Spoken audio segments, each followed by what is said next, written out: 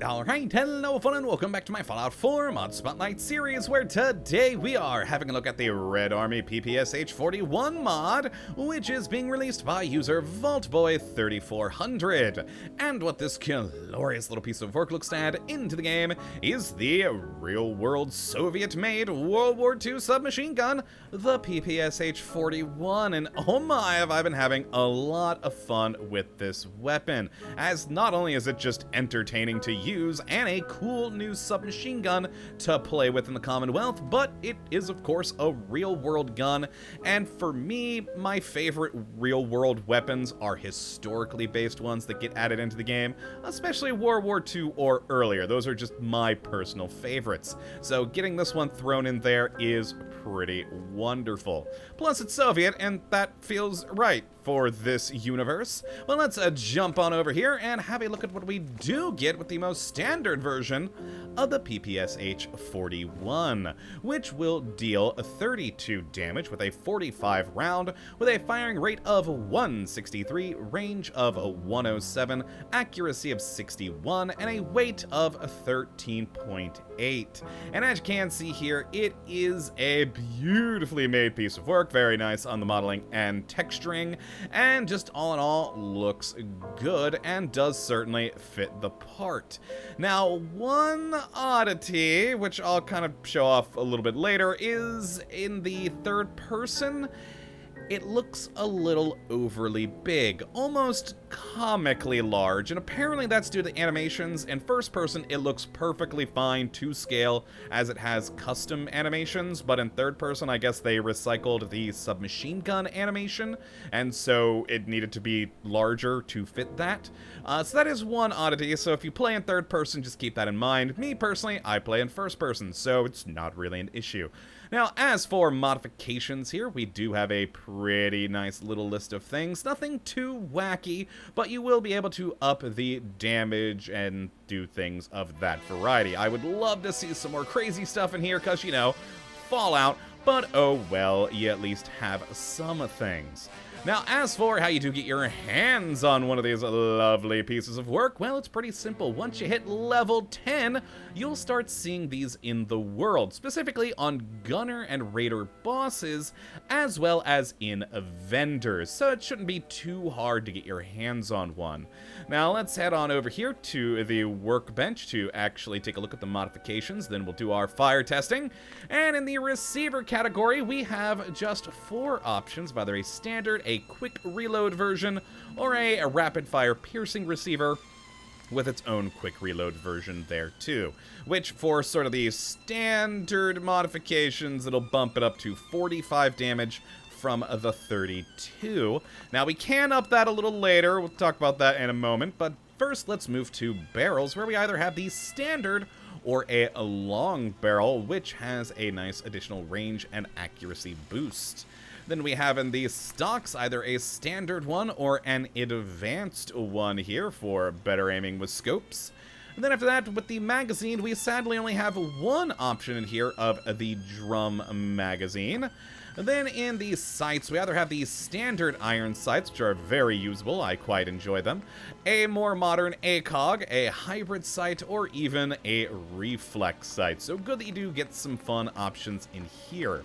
Then after that, we have the muzzle, where we either have nothing or a suppressor for if you're wanting to mow someone down sneakily. Very fun.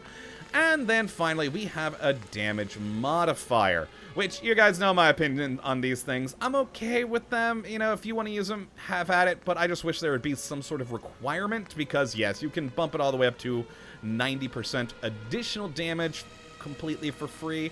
I understand why modders put these in here, so you can use your favorite weapon for longer into the game, but I just wish they'd have some sort of requirements, because otherwise it feels a little bit cheaty in my opinion. But hey, you do you. You do you. Now that is it for the modification, so let's go do some fire testing, and oh boy, this one's fun to shoot. I really do like it. We got a 71 round drum magazine, so let's go.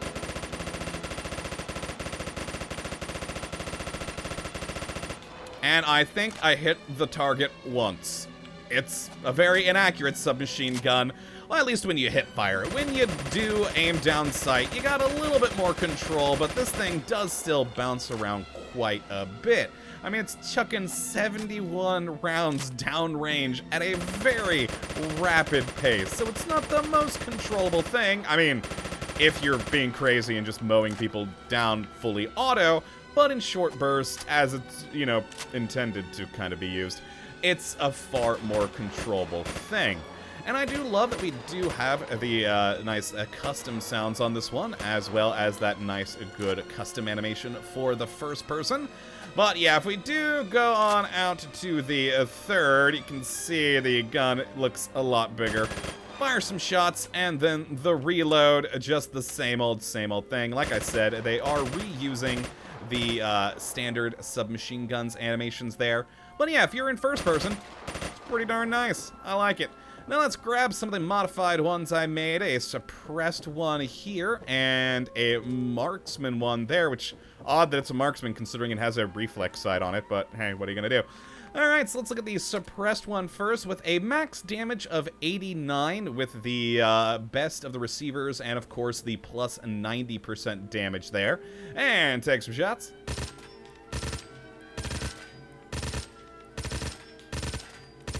Yeah, with a nice hybrid scope on here, a lot more accurate. Plus, with the longer barrel on this thing, really upping the accuracy on it, it makes a pretty devastating little short to medium range suppressed submachine gun? Is that what this is?